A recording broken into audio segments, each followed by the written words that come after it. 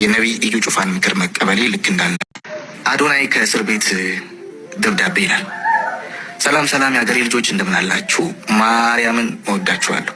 ስለ እኔ ፍጹም አትጨነቁ። እኔ ሁሌም እንደምለው ለእኔ የትኛውም ለውጥ ለበጎ ነው። በተለይ አሁን እየሆነ ያለው በፍጹም ያላሰብኩትና ይሆናል ብዬ አስቤው የማላቀውና አስደንጋጭ ቢሆንም ግን ደግሞ እንኳንም ሆነ መታሰሬና አሁን ያለውበት ሁኔታ ለምን እንደሆነ ሲገባኝ ጭንቀት ጥሎኝ ጠፍቷል።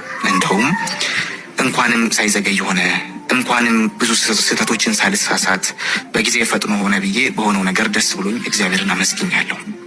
ይህንን የምለው በልተብዬ ወይም ፈርቼ ፈጽሞ እንዳይመስላችሁ ማርያምን ከልቤ ነው። በቃ አሁን የሆነው እንኳንም ሆነ ለእኔም ሆነ እኔ እንደምትከተሉኝና ለምትሰሙኝ የሆነው ሁሉ እንኳንም ሆነ ጥቅም እንጂ አንዳችን ጉዳት የለውም። እኔ ከካናዳ ኢትዮጵያ መጥቼ በእናንተ በወዳጆቼ እገዛ የሰራሁት ጥሩ ነገር ቢኖርም ግን ደግሞ ተሳስቼ ነበር። ስህተቴም ቀላል የማይባል ስህተት ነበር።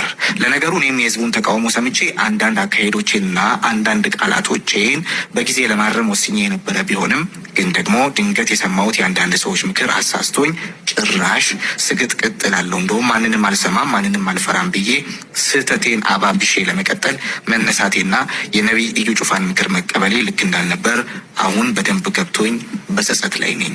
ይህን ደብዳቤ የምጽፍበት ምክንያት ግን ሁለት ብቻ ነው። የመጀመሪያው መልእክት እኔን ለምትወዱኝ ነው።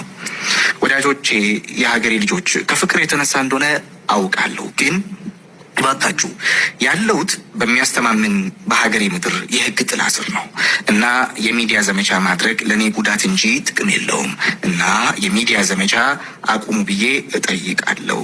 ሌላውና ይህን ደብዳቤ የምጽፍበት ሁለተኛው ምክንያቴ መሳሳቴን በደንብ ስለማወቄ ለማሳወቅ ነው። አዎ በእርግጥም ተሳስቼ ነበር። ለዚህም ተሳስቼ ያሳሳትኩትን ትውልድና ከዚህ በፊት ስትመክሩኝ ምክራችሁን ከመስማት ይልቅ ቅናተኛና ምቀኛ ያልኳችሁን የሀገሬ ልጆች በሙሉ ይቅርታ ማለት እፈልጋለሁ።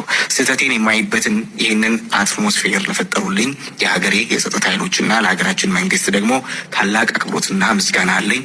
በጣም አመሰግናለሁ። በመጨረሻ መንግስት ያቀረብኩትን ይቅርታ ተመልክቶ ስህተቴ በደንብ የገባኝና የተረዳው መሆኔን ተገንዝቦልኝ ስህተቴን ፍጹም ማረሜን በተግባር ወደ ማሳይበትና ወደ ጀመርኩት መልካም ስራ ብቻ የምመለስበትን እድል እንዲሰጡኝ በታላቅ ትህትና ከይቅርታ ጋር እጠይቃለሁ ይላል። እስር ቤት ቢጽፍና ቢለቅ ነገሮችን በጣም በብዙ መንገድ ያቀልለታል ብዬ አስባለሁ። አዶናይ እግዚአብሔር አምላክ ከአንተ ጋር ይሁን፣ እወዳለሁ፣ መልካም ሁሉ እመኝልሃለሁ የሚል አንድ የአዶናይ አድናቂ አዶናይ ቢጽፈው ኖሮ ብሎ የጻፈው ደብዳቤ ነው። ዞሮ ግን የደብዳቤው አዶናይ ባይጽፈውም የደብዳቤው ይዘት ጥሩ ሀሳቦችን ይዟል። በተለይ ነገሩን እያባባሱና ወደ ሌላ አቅጣጫ እንዲሄድ እያደረጉ ላሉ ሰዎች ጥሩ መልእክት የያዘ ደብዳቤ ይመስለኛል። አዶናይ ከእስር ቤት ለአድናቂዎቹ የተላከ ተብሎ ብዙዎች እየተቀባበሉት ያለው ደብዳቤ ይህንን ይመስላል እንግዲህ